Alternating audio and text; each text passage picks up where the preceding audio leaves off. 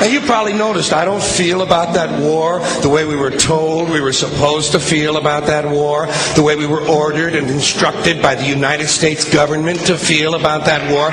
You see, I'll tell you, my mind doesn't work that way. I got this real moron thing I do. It's called thinking. And I'm not a very good American because I like to form my own opinions. I don't just roll over when I'm told to. Sad to say, most Americans just roll over on command. Not me. I have certain rules I live by. My first rule, I don't believe anything the government tells me. Nothing. Zero. Nope.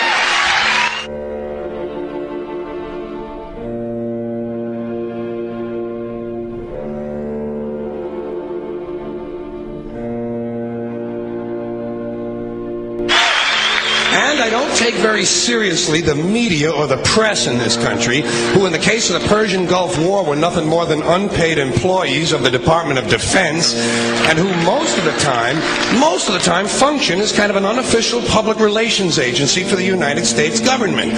So I don't listen to them. I don't really believe in my country. And I gotta tell you folks, I don't get all choked up about yellow ribbons and American flags.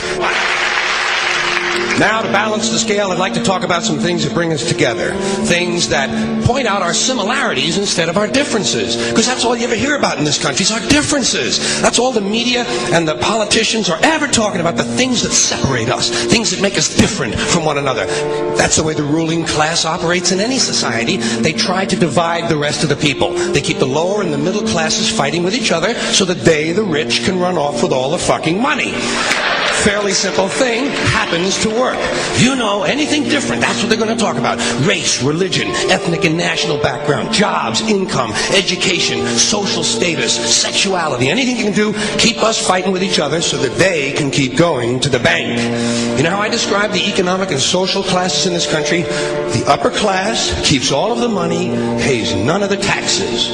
The middle class pays all of the taxes, does all of the work. The poor are there just to scare the shit out of the middle class. Keep them showing up at those jobs.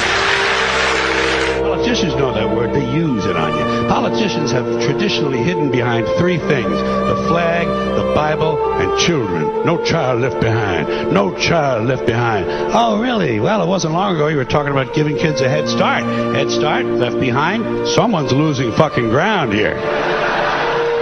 But there's a reason. There's a reason. There's a reason for this. There's a reason education sucks, and it's the same reason that it will never, ever, ever be fixed. It's never going to get any better. Don't look for it.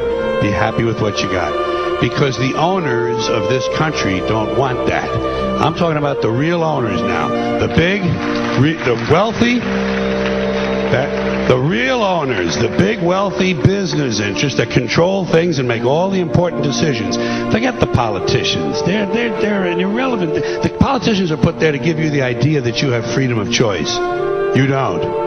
You have no choice. You have owners. They own you. They own everything. They own all the important land. They own and control the corporations. They've long since bought and paid for the Senate, the Congress, the state houses, the city halls. They got the judges in their back pockets, and they own all the big all the big media companies. So they control just about all of the news and information you get to hear. They got you by the balls. They spend billions of dollars every year lobbying to get what they want. Well, we know what they want. They want more for themselves and less for everybody else. But I'll tell you what they don't want. They don't want a population of citizens capable of critical thinking. They don't want well-informed, well-educated people capable of critical thinking. They're not interested in that. That doesn't help them. That's against their interest. That's right. You know something? They don't want people who are smart enough to sit around the kitchen table and figure out how badly they're getting fucked by a system that threw them overboard 30 fucking years ago. They don't want that. You know what they want? They want obedient workers. Obedient workers. People who are just smart enough to run the machines and do the paperwork, and just dumb enough to passively accept all these increasingly shittier jobs with the lower pay, the longer hours, the reduced benefits, the end of overtime, and the vanishing pension that disappears the minute you go to collect it. And now they're coming for your Social Security money. They want your fucking retirement money. They want it back so they can give it to their criminal friends on Wall Street. And you know something? They'll get it. They'll get it all from you sooner or later because they own this fucking place. It's a big club, and you ain't in it. You and I are not in the big club.